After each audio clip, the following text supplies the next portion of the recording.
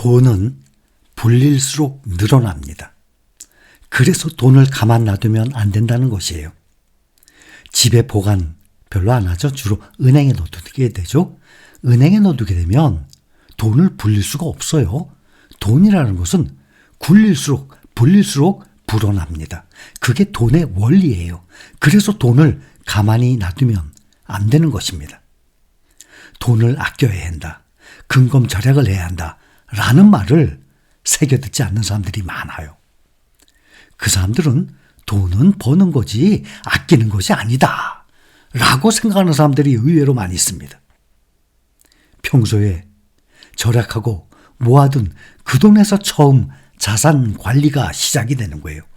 자산 관리, 돈을 불린다는 것은 내가 5천만 원, 1억 원을 모으고 난 다음부터 시작하는 게 아닙니다. 당장 5만 원 모았어요. 우리가 벌써 몇 년 전만 해도 주식 한 주에 ETF 10,000원짜리였습니다. 지금은 이제 10,000원짜리가 없어요. 2만 원, 2만 5천 원으로 올랐습니다. 근래에 새로 시작을 한 AI 필반나라든지 벌써 10,000원으로 시작해서 벌써 10% 뛰어 올랐죠. 11,000원. 이것 또한 시간이 지나면 2배로 2만 원 넘어갈 것입니다. 우리가 그렇게 돈을 조금씩 몇만 원을 아껴서 우리가 투자했던 그 종목들이 벌써 10,000원에서 2만 원으로 2배 이상 벌써 훌쩍 뛰어넘었습니다. 이렇게 돈은 불릴수록 불어나는 것이 돈이에요. 꼭 그렇게 해서 돈을 불려야 되는 것입니다. 아껴놓은 작은 돈으로 시작을 해서 목돈이 되는 것이고 그 목돈으로 더 큰 돈이 되는 것입니다. 당연히 처음에 아끼고 모아야 되죠. 항상 먼저 선저축, 저축이라는 것은 투자를 얘기하는 것입니다. 선저축, 후소비. 항상 말씀을 드렸습니다. 여러분들 현재 그렇게 실행 중에 있지만 그렇지 않은 분들 꼭 올해부터는 그렇게 해보세요. 한 달 수입이 얼마입니까? 거기서 내가 꼭 먹고 사는 데 필요한 그 금액 외에는 먼저 딱 띄어서 ETF를 모으세요. 그 다음에 나머지 돈 가지고 생활을 한번 해보시기 바랍니다. 또 신용카드 사용하는 것도 2개월, 3개월부터입니까? 그 분할이 할부로 끊는 게? 하여튼 이 할부 끊지 말고 할부 끊어야 될 것 같으면 내가 이걸 꼭 사야 되나? 내가 살아가는데 꼭 필요한가? 다시 한번 생각을 해보세요. 정말 꼭 필요한데 금액이 커. 그렇다면 어쩔 수 없이 연간 10몇 % 될걸요. 이자가 어마어마한 것입니다. 그걸 감수하고 할부로 끊을 수 있겠지만 가능한 한 절대 할부 끊지 마세요. 그러다 보면 소비를 줄이게 됩니다.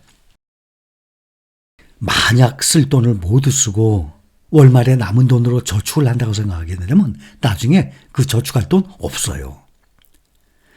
매월 고정 저축과 기본적인 생활 지출 외에 최대한 불필요한 지출을 막아야 합니다. 이렇게 아낀 돈을 갖다가 우리가 투자 중인 이제 10,000원이 아니라 2만 원이에요. 2만 원짜리 ETF를 한 주, 2주, 3주, 4 모으기 시작하는 것입니다. 투자는 이렇게 모은 돈, 아낀 돈으로 우리가 현재 하고 있는 이 종목들을 매수하는 겁니다. 이 모으고 아끼는 거, 절약하는 거 이게 완전히 기초예요. 이 방법을 이용해서 돈을 모은 대표적인 인물이 세계적인 부자 석유왕 존 데이비슨 록펠러예요. 석유왕 록펠러. 록펠러의 책도 읽어보고 정주영 또 호암자전 다 이런 책들 재밌어서 읽어보는데 석유왕 존 데이비슨 록펠러가 19세기 미국의 아주 세계적인 부호예요. 그가 일생 동안 번 돈이 10억 달러가 넘어요. 그때 돈으로. 그 사람은 평생 얼마나 근검절약했는지를 사람들이 모릅니다. 일례를 하나 들어서 말씀드립니다. 어느 날 록펠러가 퇴근을 하고 버스 타고 집에 가려고 하는데 주머니를 뒤져보니까 차비 10센트가 모자랐습니다. 10센트. 록펠러는 비서에게 돈을 빌린 뒤에 내가 돈을 갚아야 한다는 걸 꼭 알려주게.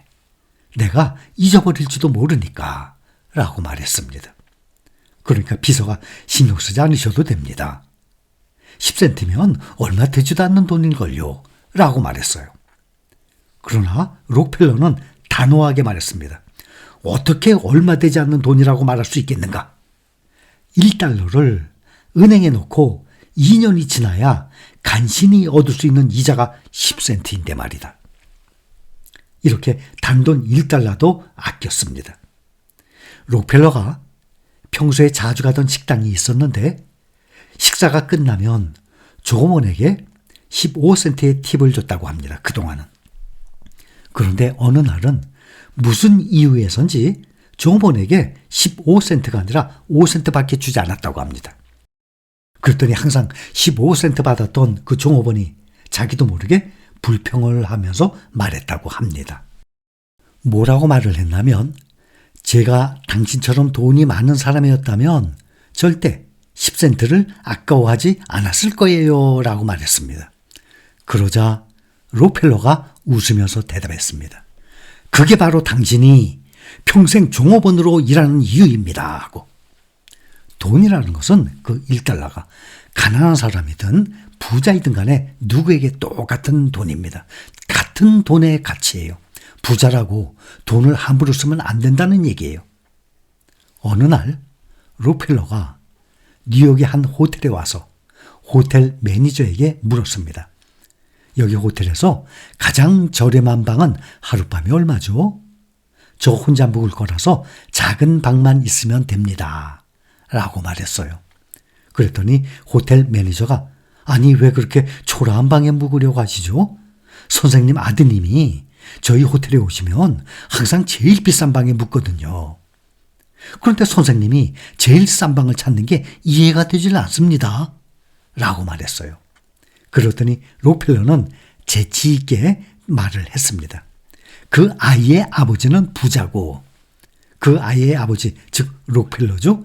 그 아이의 아버지는 부자고 제 아버지는 부자가 아니기 때문이죠. 했다고 합니다. 록펠러의 아버지는 떠돌이 이 장사치였어요. 약 효과 없는 그런 약 같은 거를 팔고 다니고 집에 가끔 들어오고 이렇게 떠돌이 생활을 하면서 약 팔고 다니고 그랬던 사람입니다. 이 자서전 책에 나옵니다. 한 푼 한 푼을 아껴서 그 돈을 결정적인 곳에 사용하는 것은 자산 관리의 기본이에요.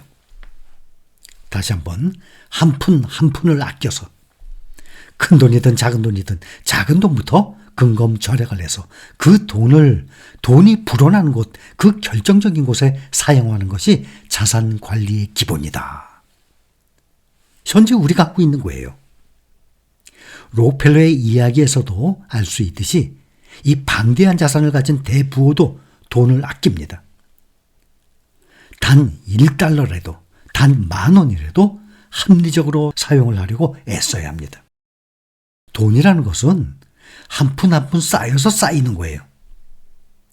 인생도 우리의 사소한 이런 일상생활이 하나하나씩 쌓여서 완성되는 것처럼 말입니다.